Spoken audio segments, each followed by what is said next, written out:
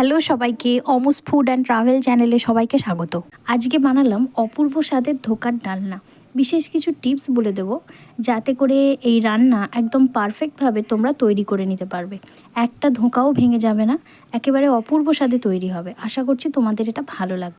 এখানে আমি 1 কাপ পরিমাণ ছোলার ডাল ভালো করে ধুয়ে নিয়ে প্রায় 3-4 ঘন্টার জন্য আগে থেকেই ভিজিয়ে রেখেছিলাম। ডাল ভালো করে ভিজে গেছে, এখন ডাল বেটে নেব। ডাল বাটার জন্য আমি এটা মিক্সিতে নিয়েছি। এখানে মিশিয়ে নিচ্ছি পরিমাণ মতো লবণ আর দিচ্ছি 1 চামচ পরিমাণ মতো চিনি। এবার পরিমাণ মতো জল দিয়ে ডালটাকে বেটে নিচ্ছি। ডাল বাটা কমপ্লিট, তবে ডালটাকে খুব বেশি একদম স্মুথ করার থেকে একটু দানা দানা থাকবে এরকম বেটে নিলে ধোঁকাটা সুন্দর তৈরি হবে। এবার মশলার জন্য 3-4টে কাঁচা লঙ্কা আর পরিমাণ মতো আদা ও রসুনের টুকরো নিয়ে বেটে নিলাম। মশলা একদম রেডি। মশলা বাটা হলে কড়াই গরম করে নিলাম সর্ষের তেল। তেল গরম হলে 1/2 চামচ পরিমাণ মতো গোটা জিরে ফোড়ন দিয়েছি। জিরেতে হালকা রং ধরলে এখানে আমি আগে থেকে বেটে রাখা আদা রসুন আর কাঁচা লঙ্কার পেস্টটা কিছুটা পরিমাণ দিয়ে দিলাম। এতে করে ফ্লেভারটা খুব ভালো আসে। এবারে লো ফ্লেমে এখন এটাকে 1 থেকে 1.5 মিনিট মতো মশলাটা কষিয়ে নেব। মশলা কষানো হলে এখানে আমি যোগ করে দিচ্ছি আগে থেকে কোরানো নারকেল। 1 থেকে 1.5 মুঠো মতো নারকেল আমি যোগ করেছি। যদি তোমাদের কাছে নারকেল থাকে অবশ্যই কুড়িয়ে যোগ করতে পারো, তাতে করে ধোঁকাটা খুব সুন্দর টেস্টি তৈরি হবে। আর যদি না থাকে তো নারকেল ছাড়াই বানাতে পারো।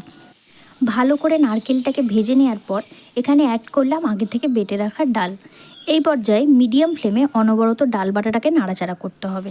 ততক্ষণ পর্যন্ত ডাল বাটাটাকে নাড়াচাড়া করব যতক্ষণ না ডাল বাটাটা বেশ ঘন হয়ে গিয়ে একেবারে একটা মন্ডের মতো হয়ে যাচ্ছে। এবার অল্প পরিমাণ একটু হলুদ গুঁড়ো অ্যাড করলাম। এবার কড়াইতে কন্টিনিউ এটাকে নাড়াচাড়া করতে হবে, নয়তো ডালা পাকিয়ে যেতে পারে। দেখতেই পাচ্ছ আস্তে আস্তে ঘন হয়ে গিয়ে এটা একদম কড়াই থেকে ছেড়ে ছেড়ে আসছে। ঠিক এই পর্যন্ত ডাল বাটাটাকে এইভাবে কড়াইতে নাড়াচাড়া করে নিতে হবে। এবার ফ্লেম অফ করে একটা প্লেটের মধ্যে আমি তেল ব্রাশ করে নিয়েছি আর পুরো ডাল বাটাটা এখানে দিয়ে দিয়েছি। এখন খুব ভালো করে খুন্তির সাহায্যে আমি এই ডাল বাটাটাকে এভাবে প্লেটে স্প্রেড করে নেব, উপর থেকে সমান করে নেব। তোমরা চাইলে স্প্যাচুলার সাহায্যে অথবা বাটির পিছনের সাইডে অল্প তেল লাগিয়ে এভাবে ভালো করে সমান করে নিতে পারো। এবার এটাকে আমি এভাবে জাস্ট 10 মিনিটের জন্য রেখে দিয়েছিলাম, একটু ঠান্ডা হওয়া পর্যন্ত। আর তারপর বেশ জমাট বেটে গেলে এখন এটাকে ছুরি দিয়ে কেটে নিচ্ছি। এখানে আমি ডায়মন্ড শেপে কেটে নিচ্ছি, তোমরা চাইলে নিজেদের পছন্দ অনুযায়ী যে কোনো শেপে কেটে নিতে পারো। তো দেখো ছুরি দিয়ে আমি এগুলোকে এখন তুলে নিচ্ছি। দেখো কতটা পারফেক্টভাবে ধোকাগুলো তৈরি হয়েছে। তো সমস্ত ধোকাগুলো এখন আমার তৈরি হয়ে গেছে। এবার এগুলোকে আমি ভেজে নেব। ধোকাগুলো ভেজে নেওয়ার জন্য কড়াইতে সর্ষের তেল গরম করে নিয়েছি। তেলের পরিমাণটা একটু বেশি করে নিতে হবে। এবার ধোকাগুলোকে ডুবো তেলে ভেজে নিচ্ছি। সমস্ত ধোকাগুলো একসঙ্গে ভাজা যাবে না, তাতে ভেঙে যাওয়ার সম্ভাবনা রয়েছে। ধোকা ছাড়ার পর অন্তত 2 থেকে 3 মিনিট অপেক্ষা করতে হবে। আর তারপর রং ধরলে এভাবে উল্টে পাল্টে দিতে হবে।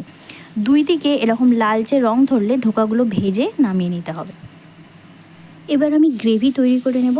তার জন্য কড়াইতে অল্প একটু তেল গরম করে তার মধ্যে আগে থেকে ছোট ছোট করে কেটে রাখা আলুগুলো দিয়ে দিয়েছি। আলুগুলো বেশ খানিকটা ভাজা ভাজা মতো হয়ে এলে এবার এখানে বাকি থাকা আদা রসুন আর কাঁচা লঙ্কার পেস্টটা পুরোটাই অ্যাড করে দিলাম। মিডিয়াম টু লো ফ্লেমে এখন 1.5 থেকে 2 মিনিট ভালোভাবে কষিয়ে নেব। আর তারপর আদা কষানো হলে এখানে অ্যাড করছি 1 চামচ ধনে গুঁড়ো, 1 চামচ মতো জিরে গুঁড়ো, বাকি থাকা নারকেল কোড়ানোটা, সামান্য পরিমাণ চিনি ও সামান্য পরিমাণ লঙ্কার গুঁড়ো আর অল্প হলুদ গুঁড়ো।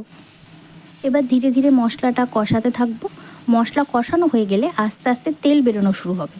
তেল বেরোনো শুরু হলে এখানে গ্রেভির জন্য জল অ্যাড করতে হবে। এর জন্য আগে থেকে আমি পাশের বার্নারে অন্য একটা পাত্রে জল গরম করে রেখেছিলাম। এখন সেই গরম জল এখানে অ্যাড করে দিয়েছি। জলের পরিমাণটা একটু বেশি করেই দিতে হয়। এবার এই গ্রেভিকে ভালো করে ফুটতে দেব। মোটামুটি ভালো করে 3 থেকে 4 মিনিট গ্রেভি ফুটে যাওয়ার পর এখানে ধোকাগুলো ধীরে ধীরে যোগ করে দিচ্ছি। সমস্ত ধোকাগুলো ভালো করে হালকা হাতে গ্রেভির সঙ্গে মিশিয়ে নেব। এরপর জাস্ট 4 থেকে 5 মিনিট মতো ধোকাগুলো গ্রেভির সঙ্গে ফুটতে দেবো। আর এখানে আমি এখন যোগ করে দিচ্ছি 1/2 চামচ মতো গরম মশলা গুঁড়ো আর 1 চামচ মতো ঘি। রান্নাটা আর বেশি বাকি নেই। আর অল্প একটু নাড়াচাড়া করে ঢাকা দিয়ে ফ্লেম অফ করে 4 থেকে 5 মিনিট মতো রেখে দেবো। আর তাতে করেই কিন্তু আমাদের ধোকার ডালনা একদম রেডি হয়ে যাবে সার্ভ করার জন্য। ভিডিও ভালো লাগলে অবশ্যই লাইক, শেয়ার অ্যান্ড সাবস্ক্রাইব করে দিও।